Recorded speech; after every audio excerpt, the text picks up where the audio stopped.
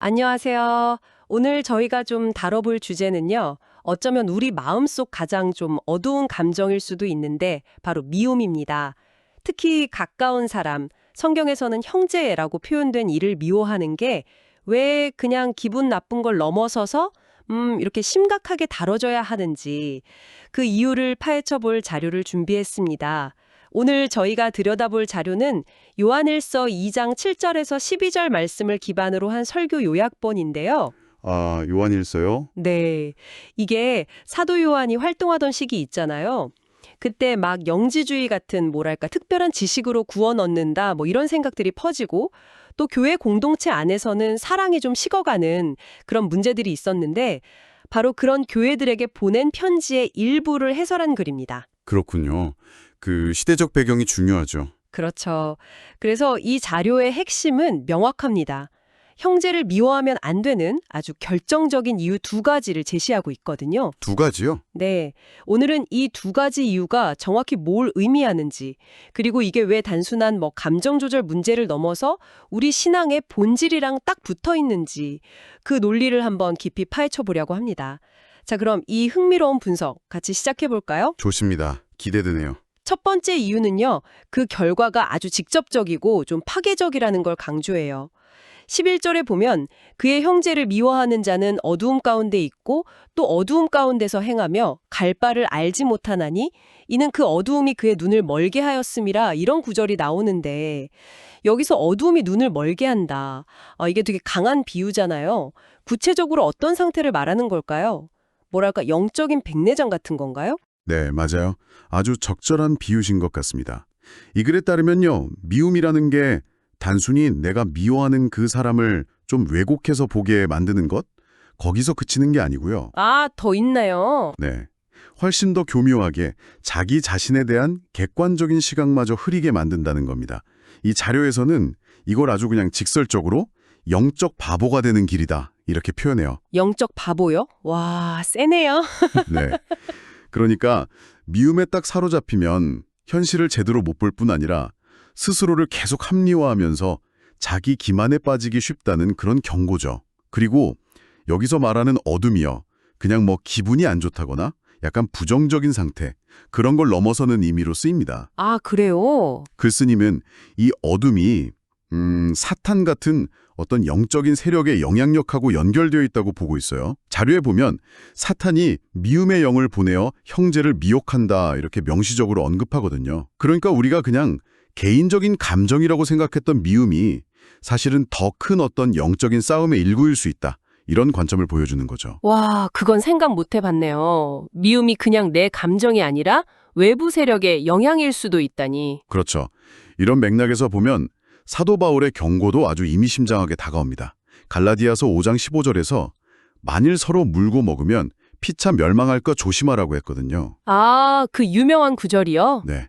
이 구절을 인용하면서 이 글은 미움이라는 감정이 처음엔 개인 간의 사소한 다툼에서 시작될지 몰라도 결국에는 공동체 전체를 안에서부터 무너뜨리려는 그런 사탄의 어떤 전력적인 통로가 될 수 있다, 이렇게 지적하는 겁니다. 공동체 파괴라는 관점에서 그 광주 겨자씨 교회 사례를 든 게 참 흥미롭더라고요. 아, 네. 그 부분 저도 인상 깊게 봤습니다. 그 교회가 성장한 중요한 요인 중 하나가 바로 내부 분열과 미움이 없었다는 점을 꼽았어요. 당시 주변의 많은 교회가 막 분쟁 때문에 어려움을 겪고 있을 때 이 교회는 일부러 장로수를 제한하고 또 임기제를 도입하고 이런 식으로 갈등이 생길 만한 요소를 최소화하는 운영을 통해서 꾸준히 성장했다는 분석이거든요. 맞아요. 미움이나 분열이 없는 환경이 공동체의 건강한 성장에 진짜 중요하구나. 이걸 보여주는 되게 구체적인 예시 같았어요. 맞습니다. 그리고 이게 단순히 교회만의 얘기는 아니라고 저자는 또 강조를 해요. 그렇죠. 분쟁과 미움이 막 가득한 곳에서는 어떤 긍정적인 비전이나 공동의 목표 달성 같은 게 원천적으로 불가능하다는 거죠. 심지어 하나님이 살아계시는데 분쟁하는 교회에 사람을 보내주시겠는가? 이런 약간 도발적인 질문까지 던지면서요. 와, 그 질문은 진짜 뼈아프네요. 그렇죠.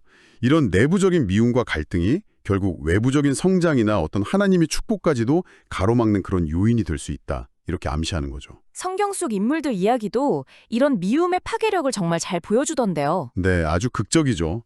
예를 들어서 사울 왕 같은 경우요. 다윗을 향한 그 질투랑 미움에 딱 사로잡히니까 이 사람이 국가 지도자로서 판단력을 완전히 상실해버립니다. 맞아요. 아니, 외부의 적인 블레셋을 막아내야 할 그 에너지를 전부 자기 백성인 다윗 한 명을 막 쫓아다니고 죽이는 데 쏟아붓잖아요. 이건 뭐 거의 자기 몸 일부로 공격하는 자가 면역 질환 같다고나 할까요? 그러네요. 비유가 확 와닿습니다. 그 결과는 뭐 우리 다 알다시피 왕위도 잃고 가정도 비극으로 끝나고 말았죠. 이 자료에서도 뭐 현 시대 리더들에게도 적용될 수 있다고 살짝 언급은 하지만 특정 정치적 입장을 지지하거나 그러진 않습니다. 네, 그 점은 분명히 해야죠. 그리고 카인의 이야기는 정말 더 원초적이고 끔찍하죠. 아, 카인과 아벨? 네, 동생 아벨에 대한 미움이 결국 인류 최초의 살인으로 이어졌잖아요. 창세기 4장 7절 보면 하나님께서 미리 죄의 소원은 내게 있으나 너는 죄를 다스릴지니라 이렇게 경고까지 하셨는데도요. 그런데도 다스리지 못했죠. 네, 그 비움을 제어하지 못하고 결국 돌이킬 수 없는 결과를 낳았습니다. 저자는 아니 어떻게 동생을 돌로 쳐 죽이는가 이렇게 반문하면서 그 행위가 얼마나 비정상적이고 참혹한지를 강조해요. 미움이라는 감정이 행동으로 딱 이어질 때 얼마나 끔찍해질 수 있는지 보여주는 거죠. 요셉의 형들 이야기도 빼놓을 수 없죠. 그 미움 때문에 처음엔 죽이려다가 결국엔 노예로 팔아넘기지까지 했으니까요. 그렇죠. 그것도 결국 가정을 파괴하고 어찌 보면 하나님의 계획을 방해하려는 시도였죠. 물론 뭐 결과적으로 하나님께서 그 악을 선으로 바꾸시긴 했지만 그 과정에서 형들이 겪어야 했던 오랜 죄책감과 고통, 이런 것들이 미움이 남긴 아주 깊은 상처를 보여주는 것 같습니다. 이런 비극적인 예시들을 쭉 들려주고 나서 이 자료가 되게 현실적인 대안을 제시하는 부분이 인상 깊었어요. 아, 어떤 부분이죠? 미워하는 데 쓸 에너지가 있다면 차라리 그 에너지로 당신의 미래를 준비하고 스스로를 성장시켜라. 더 나은 기도를 하고 더 나은 인격을 갖추는 데 힘쓰라. 이렇게요. 아, 네. 그거 아주 중요한 지적이죠. 이게 결과적으로는 미워했던 그 대상조차 당신을 함부로 대하지 못하게 만드는 가장 효과적인 방법이다. 이런 통찰이잖아요. 에너지의 방향을 바꾸라는 조언 같아요. 맞습니다. 아주 실질적인 조언이죠. 미움의 에너지를 쏟는 대신 자기 개발에 쓰라는 거니까요. 그렇군요. 그러니까 첫 번째 이유는 결국 미움이 우리 내면을 망가뜨려서 현실을 왜곡해서 보게 만들고 영적 실명 상태죠. 그 결과 자기 자신은 물론이고 관계랑 공동체까지 파괴하는 그런 연쇄 반응을 일으키기 때문이라는 거네요. 정확합니다. 특히 요한에서 3장 15절에 나오는 그 형제를 미워하는 자마다 살인하는 자라는 구절은 진짜 충격적인데요. 이게 그냥 비유가 아니라 미움 안에 이미 파괴의 씨앗, 그러니까 살인의 가능성이 들어있다는 의미로 읽히더라고요. 네, 저자는 바로 그 점을 강조합니다. 미움을 그냥 뭐 부정적인 감정 정도로 가볍게 여기지 말라고 아주 강력하게 경고하는 거죠. 영원한 생명과는 함께할 수 없는 반드시 우리가 극복하고 제거해야 할 영적인 독소로 규정하고 있습니다. 이게 바로 형제를 미워하면 안 되는 첫 번째 아주 실존적인 이유라고 할 수 있겠습니다. 자, 그럼 이제 두 번째 이유로 한번 넘어가 볼까요? 첫 번째 이유가 미움이 가져오는 그 파괴적인 결과에 초점을 맞췄다면 두 번째 이유는 우리의 근본적인 정체성과 좀 더 관련이 깊어 보입니다. 아, 정체성이요? 네. 12절에 너희 죄가 그의 이름으로 말미암아 사함을 받았음이요 라는 구절을 근거로 드는데요. 우리가 이미 죄 사함 받았다는 이 사실이 왜 다른 사람을 미워해서는 안 되는 이유가 되는 걸까요? 이 연결고리가 저는 좀 궁금하더라고요. 네, 이 두 번째 논리가 아주 중요합니다. 이건 우리의 존재 기반 자체를 건드리는 거거든요. 사도 요한이 편지를 받는 사람들을 향해서 자녀들아 이렇게 부르면서 시작해요. 네, 그렇죠. 그러면서 그들이 누구인지, 즉 예수 그리스도의 이름을 통해서 이미 죄 사함을 받은 자라는 그 정체성을 아주 확고하게 다시 일깨워줍니다.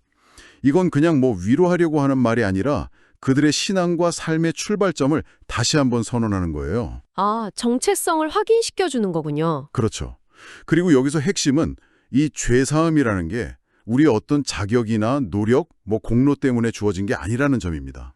이 글에서는 그게 전적으로 예수 그리스도의 이름, 그분의 희생과 사역을 통해서 우리에게 그냥 거저 주어진 은혜, 즉 선물이라는 걸 분명히 해요.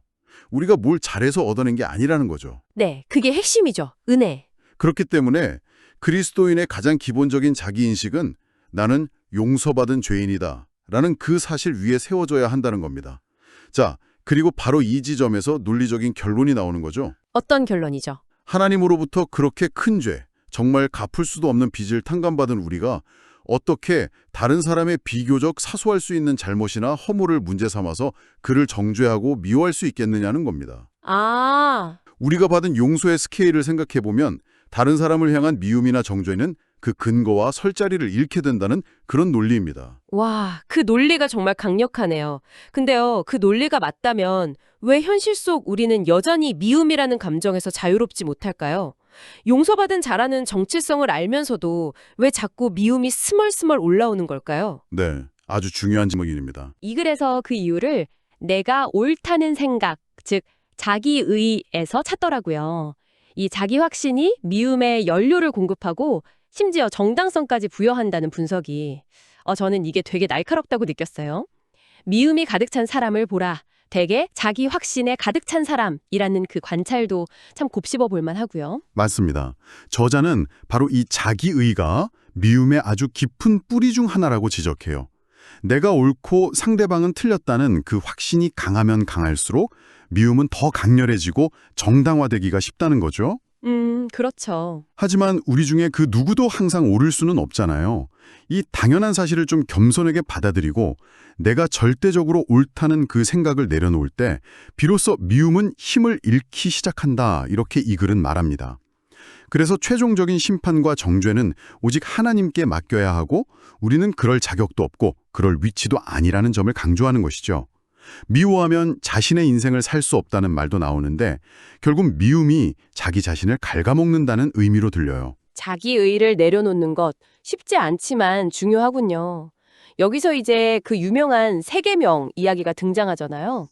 요한복음 13장에서 예수님이 세계명을 너희에게 주노니 서로 사랑하라. 내가 너희를 사랑한 것 같이 너희도 서로 사랑하라고 말씀하셨죠. 네, 세계명. 근데 이미 구약 레위기에도 내 이웃 사랑하기를 내 자신과 같이 사랑하라는 계명이 있었는데 왜 예수님의 계명이 특별히 새롭다고 하는 걸까요? 그 차이점이 바로 우리가 형제를 미워하지 말아야 할 이유랑 연결되는 것 같더라고요. 네, 맞아요. 바로 그 차이점에 이 글의 핵심 논리가 담겨 있습니다. 옛 계명, 그러니까 레위기의 기준은 내 자신을 사랑하는 것 가치이죠. 이것도 물론 쉬운 요구는 아니지만 사랑의 기준점이 결국에는 자기 사랑의 범위 안에 머물러 있다는 겁니다. 네, 그렇죠. 나만큼. 근데 예수님이 제시하신 새 계명의 기준은 뭐죠? 내가 너희를 사랑한 것 같이입니다. 이건 완전히 차원이 다른 기준인 거죠. 예수님이 우리를 어떻게 사랑하셨습니까? 죄가 하나도 없으신 분이 죄인들을 위해서 자신을 완전히 내어주는 그 십자가에서 보여주신 자기 희생적인 사랑이었잖아요. 그렇죠. 십자가 사랑. 저자는 이렇게 설명을 해요. 만약 예수님이 옛 계명 수준, 그러니까 자신을 사랑하는 만큼만 남을 사랑하셨다면 절대로 십자가를 지실 수 없었을 거라고요. 아, 그럴 수 있겠네요. 상식적으로 자기를 극진히 아끼는 사람이 어떻게 자기를 조롱하고 못 박는 그 사람들을 위해서 목숨을 내놓을 수 있겠어요. 그건 자기 사랑의 논리로는 도저히 설명이 안 되죠. 그러네요. 예수님은 바로 그 자기 희생적인 사랑, 새 계명의 사랑으로 우리를 사랑하셨고 그 결과 우리가 죄사함을 받았습니다. 바로 이 지점에서 아까 그 12절 말씀, 너희 죄가 그의 이름으로 말미암아 사함을 받았으며와 완벽하게 연결이 되는 거죠. 아, 연결고리가 그거였군요. 네, 우리가 바로 그 새 계명의 사랑의 수혜자들이기 때문에 우리 역시 그 사랑을 기준으로 서로를 대해야 할 책임이 있다는 겁니다. 우리가 받은 용서가 곧 우리가 다른 사람을 용서해야 하는 이유이자 모델이 되는 셈이죠. 아, 그렇군요. 명쾌해지네요. 결국 두 번째 이유는 우리가 미워할 권리를 따지기 전에 이미 받은 그 압도적인 용서 때문에 다른 이를 용서해야 할 책임이 있다는 거네요. 책임이죠. 에베소서 4장 32절 말씀, 서로 친절하게 하며 불쌍히 여기며 서로 용서하기를 하나님이 그리스도 안에서 너희를 용서하심과 같이 하라는 말씀과 정확히 일치하는군요. 네, 정확히 그 말씀입니다. 아, 그리고 C.S. 루이스의 그 인용구, 용서란 용서받을 자격 없는 자를 용서하는 것이다. 그렇지 않다면 그것은 용서가 아니다. 이 말도 딱 같은 맥락이네요. 맞습니다. 우리 다 자격 없는데 용서받았으니 우리도 자격을 따지지 말고 용서해야 한다는 거죠. 자, 자, 오늘 저희가 함께 깊이 파헤쳐본 내용을 좀 정리해볼 시간입니다. 오늘 살펴본 이 자료는요, 형제를 미워하는 것이 왜 영적으로 이렇게 심각한 문제인지를 두 가지 강력한 논리로 설명했습니다. 네, 두 가지였죠. 첫째는 미움이 우리의 영적인 시야를 가려서 현실을 왜곡하게 만들고 결국 파괴적인 결과를 초래하기 때문이고, 둘째는 우리는 이미 그리스도의 그 자기희생적인 사랑으로 값을 치르고 용서받은 존재이기 때문에 다른 일을 정죄하거나 미워할 근본적인 자격 자체가 없다는 것이었습니다. 그렇습니다. 이 분석을 통해서 우리는 미움을 극복한다는 것이 단순히 감정 관리나 도덕적인 수양, 이런 차원을 훨씬 넘어선다는 것을 알 수 있습니다. 네. 그것은 우리의 영적인 건강과 명료성을 지키는 길이고 또 건강한 공동체를 세우는 데 필수적인 조건이며 무엇보다 용서받은 자라는 우리의 핵심 정체성을 실제로 살아내는 증거라는 것입니다. 결국 이 글은 자기중심적인 어떤 오름의 함정에서 벗어나서 우리가 거저받은 그 놀라운 용서를 다른 사람에게 흘려보내는 삶으로 나아가라는 아주 강력한 촉구라고 요약할 수 있겠습니다. 오늘 나눈 이야기들을 이렇게 되짚어 보면서 마지막으로 당신께 이런 질문을 한번 던져보고 싶습니다. 미움에 쏟아붓던 그 에너지를 당신 자신의 성장을 위한 동력으로 한번 전환해보고 또 용서를 해라만 하는 어떤 의무가 아니라 내가 이미 받은 은혜에서 비롯된 자연스러운 반응으로 여겨본다면 어떨까요? 다른 누군가를 위해서가 아니라 바로 당신 자신의 영적인 선명함과 내면의 자유를 위해서요. 혹시 지금 당신 마음 한구석에 자리 잡고 있을지도 모르는 어떤 미움이나 원망의 그 단단한 매듭을 아주 조금이라도 느슨하게 만들 수 있는 작은 실천, 오늘 당장 시도해 볼 수 있는 것은 과연 무엇일지 한번 조용히 생각해 보시면 좋겠습니다.